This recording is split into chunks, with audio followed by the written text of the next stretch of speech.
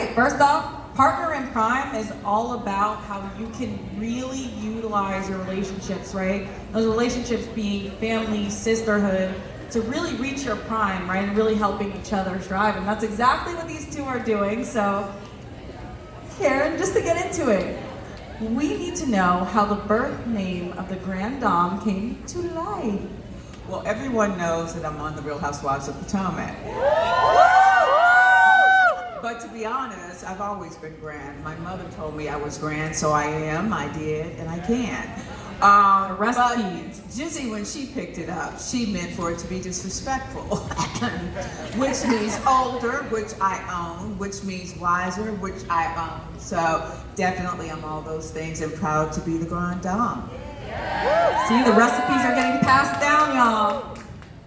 All right, so you're not just a reality star, but an entrepreneur. How many entrepreneurs in the room? Yes. Raise your hands high. Come on, we know you got businesses. Come on, raise your hands. So, being an entrepreneur on The Real Housewives of Potomac, we've seen you build, right? We've seen you build in real time with your candle and fragrance line, as well as your hair collection, in collaboration with RBG show. How do you think your drive to be a business owner inspires Raven? Well, actually, my spirit of being an entrepreneur started when I was a child. My father, I saw him gross, not net, 1 million across the kitchen table as a black farmer. That was the bug I caught. So I opened my first company when I was 24, decided I wanted to have children, so I put my career, if you will, on pause. Once I got them to a certain age, I decided to rebirth.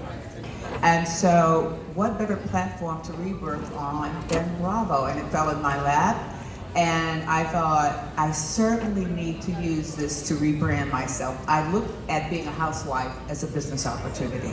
Period. So that is what I have done. And La Dame is in Bloomingdale's, HSN, and e-commerce. Y'all better clap for that. All right, Raven, we're gonna go to you now. Sorry. We're gonna go to you now and ask you some questions. Okay. So, speaking of building up this reputation as the Grand Dame and taking over the Real Housewives of Potomac, which is a legendary and iconic, not only reality TV series, but just TV series in general. Obviously, that was something that you were ushered into at a young age. The audience has seen you go to college, get your degrees in marketing and English, and now move to New York.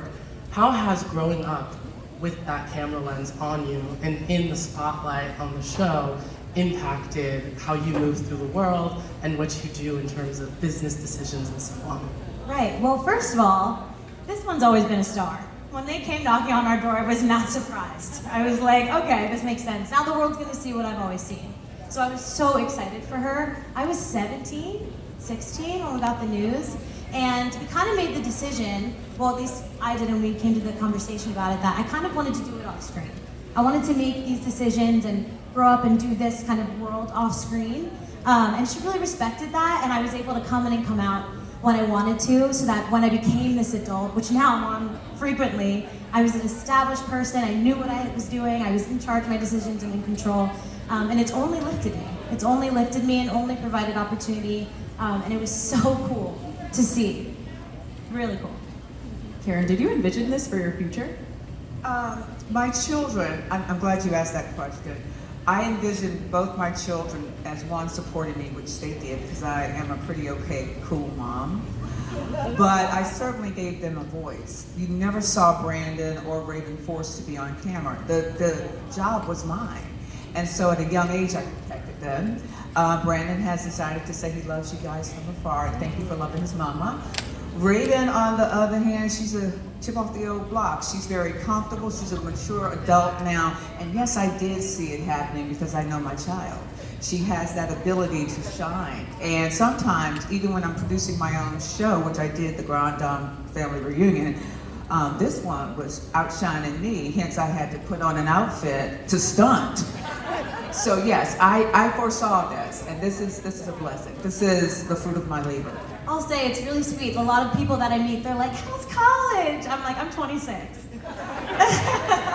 But I get it, because that was the last time they saw me, and they're really invested, and they love my mom, and so do I. But it's really great now coming back into the space and into the world and sharing it with them. So that's been really cool. That's a wonderful story about her upstaging you and putting on a wonderful outfit. So with the mother in the spotlight and with the attention that the show gets, how have you been able to pave your own path as you work on becoming an adult, stepping into your own personhood, and really developing who Raven is as her own? That's a great question. I know that. I stand on the shoulders of all the women that have come before me. I'm nothing without my grandmother, my great-grandmother, and my mother, so we share the light together. And it's such an honor when she comes into my world. We go to fashion shows together. We eat last fashion week, sorry. I had to do my own horn. Like, we did our thing. We did our thing, and she came to my world for a minute. I get to go to her world for a minute, and we really share and stand on each other's shoulders and only lift each other up. So I feel like she's always, we know when to be the fan of one another, we know when to be in the crowd, and we know when to hold each other's hands and be in the spotlight. So it's been really rewarding and very natural for us both. Well, I think, you didn't ask this question, but I'm going to piggyback off of Raven. I think we, as the older generation, which is the wisdom generation, by the way, should embrace the younger, especially the younger woman. I am honored to have raised a daughter that is so tightly knit with me that she will never be my mama. Okay, I'm her mama. But can she teach me? Oh, yes, she has. I think I'm pretty fly for 61. And I give Miss Raven that nod because I embrace not just Raven, I embrace the younger woman, especially the younger Black woman. There's so much flavor, there's so much power, there's so many things that I have learned by having a daughter her age. So I encourage every one of us who are the wise women in the room to embrace the younger Black women in the room. They are fire, okay? And we can learn from each other. And I think that's what Essence Fest and GU Creators House is all about, right? That intergenerational partnership, intergenerational conversations like this, being able to be on stage with people of different backgrounds and to be able to learn from one another and grow from the experiences of the younger generation and of the wiser generation. Yeah, and so I think it really speaks to, right, like we talk about reality television and we talk about, the role that it plays in culture and society. So, when it comes to reality TV, you see a lot of stars protect their family or show their family and show their family side. And so how do you set that boundary between the show and filming? Like you said, you're 22, it's like almost like, how do you do it all? Like, how do you really showcase that? Like, in the best way that feels comfortable for the both of you guys? I'm 26, but I'll take 22 any day, by the way. Oh, 26? No, if I'm looking 22, let's do it. Yeah, no, let's do it. It's a good thing. Yeah. You should love that. I love that. Well, it's certainly, and it's as young as you feel also. Like, who cares what number it is? But I think we balance it, and if I'm getting your question correct, let me know. But we balance it by taking the hats on and off. Like, we know when we have the hat on and when we don't. That's like one of our things, because she'll tell you herself, like, in the world, in life with my friends, I'm so chill, even type B. But when I'm working, it's type A, I'm deadlines, where's the photo, where's this, when's the asset, when's this due? I'm like all over it.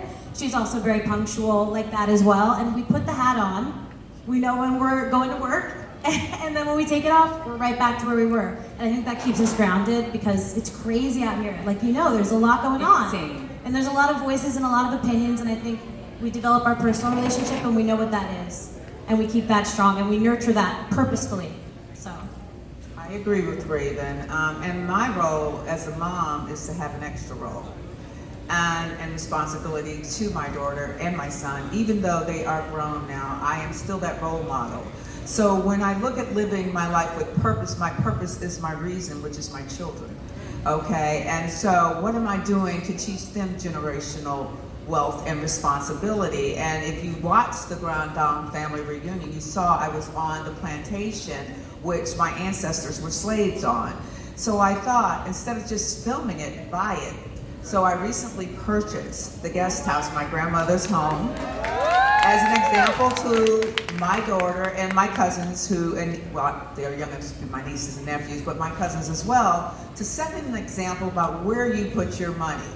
And I'm betting on the next generation, so I bought the house, and as an example to them is to show them that we opened that as a guest house in 2025 for them, and which I have them in my will and my trust, so that when I close my eyes, they pick it up, okay? And I think when I strike that balance of being, you know, the role model in my family, not just to my children, but to my younger cousins, it's important that I always go back to my core, which is Raven and Brandon, and strike the balance of always being a mother first and family first. And that keeps me balanced all the way. I love that. I love that.